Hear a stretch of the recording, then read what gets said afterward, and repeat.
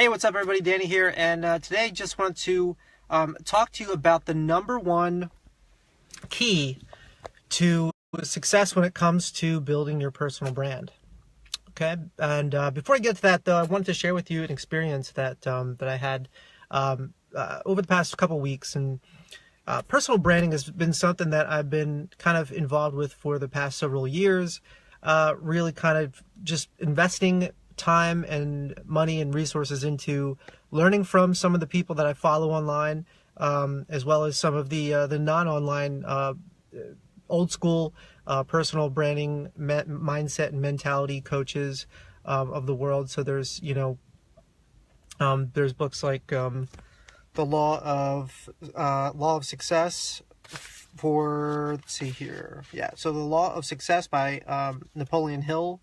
There's another, there's an endless amount of books out there for self-help and personal development.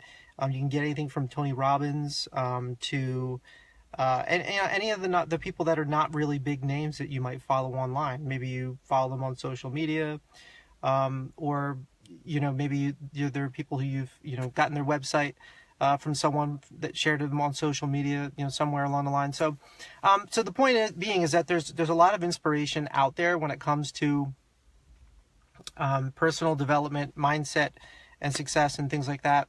But just kind of going back to, I got thrown off there for a second. But this is the nature of live videos, right? So there's no editing for it. But no. So kind of going back to my experience for the past couple of weeks, I've been really diving into. Okay, I remember where I'm at now. Okay, so investing. I was talking about investing time and resources in learning. So like online courses. Like I've taken personal branding online courses from some branding people that I follow, and it's really opened my eyes to how important it is to really understand not only your audience, right? But because this is like more important, before you even understand who your audience is, you really need to understand who you are. And it sounds very, I don't know, maybe cliche, or it sounds maybe like, oh, well, I already know who I am, right? But if you're watching this video, if you're new to personal branding, then there's a reason that you're trying to find more content on the subject, because maybe there's some things you haven't thought about, right? Like there's lots of things I haven't thought about that I thought I knew. And so by seeking that education and that guidance, it's allowed me to improve over time. And so no matter what field you're in, you'll always need to be reaching up for that next level. Otherwise, you're going to stay stagnant. You're going to stay in the same spot. And this is exactly the problem I had a couple of years ago when I decided to leave the corporate world.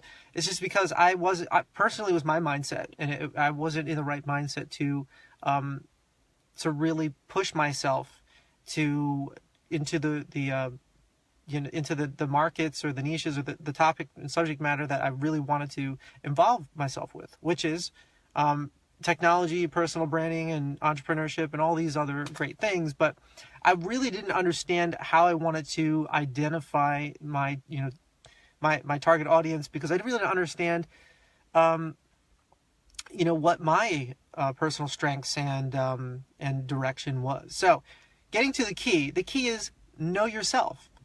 That's the number one key to personal branding. And it's very simple, but it can be very complex, because people sometimes they miss that step. They try to create a course and sell it. They try to follow the same footsteps as so many people online, and they fall short because they're missing that key ingredient. You really have to know yourself. If you really want to show up and be confident, then that's something it has to be ingrained and just organic.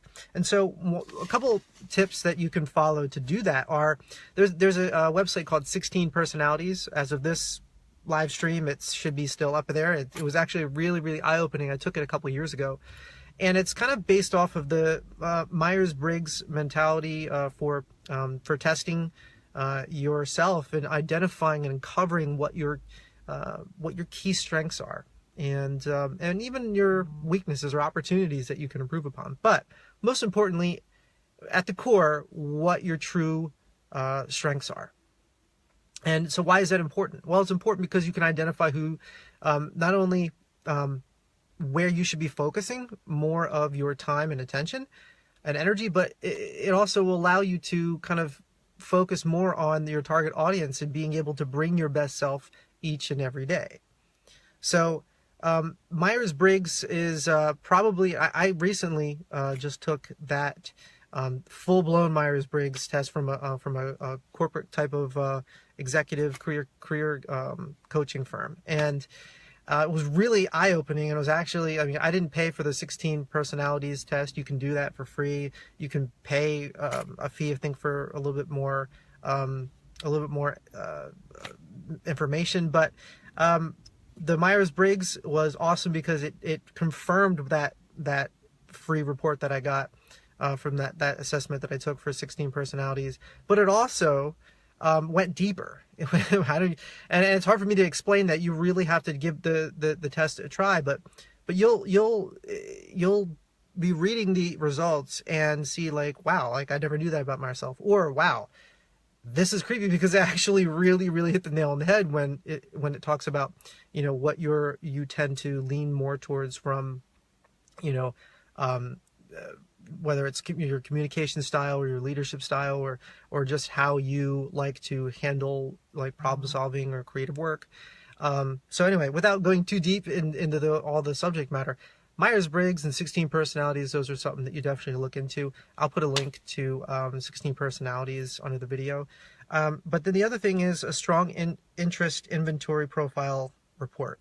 And so if you Google SSI, or I would say strong interest inventory, you'll get a bunch of websites that can give you like free reports and things like that. And it's good to look at those because those are more career oriented. Like, where would you kind of fall in line with a particular career based on your personality and your natural tendencies to lean more towards the personality types that are associated with certain professions. And there's tons and tons and tons of data that have been collected over the years to build these things. There's actually a website, it's a government website, I believe, and I have to look it up because it's in my report here, but I'll look it up and post it in the comments, because, well, and let me know if there's anything that you want me to look up and post. I would definitely be happy to do that in the comments. But I'll look at that and see if I can post that for you, because it'll actually show you, you know, more up-to-date job descriptions and things like that based off of your results if you were to take a strong interest inventory test somewhere. But this has been very eye-opening for me, because it's really kind of confirmed the things I've been doing for the past couple of years, in addition to the technical work that I do every day. And that is, you know, I love teaching, I love branding and marketing and all of these things. And so, you know, you have to have a certain passion in order to do things. If you don't have it at your core, it's not going to work long term. And so really taking the time out to take one of these tests is going to really be beneficial for you, because you're going to see, you know, what makes you tick, or at least confirm some of the assumptions that you already have about yourself. Chances are they're correct. So, you know, go ahead and check it out, 16personalities.com. And let me know what results you get. I'd love to see if you come back to this video and comment, and let me know what your personality type is, and I'll let you know what mine is. All right, take care, have a great day, talk soon, bye.